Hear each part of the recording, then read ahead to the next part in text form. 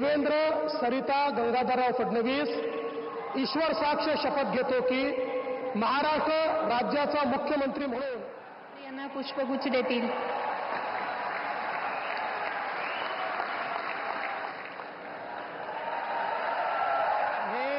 मी एकनाथ गंगूबाई संभाजी शिंदे ईश्वर साक्ष शपथ घेतो की मोदी यांना पुष्पगुच्छ देतील.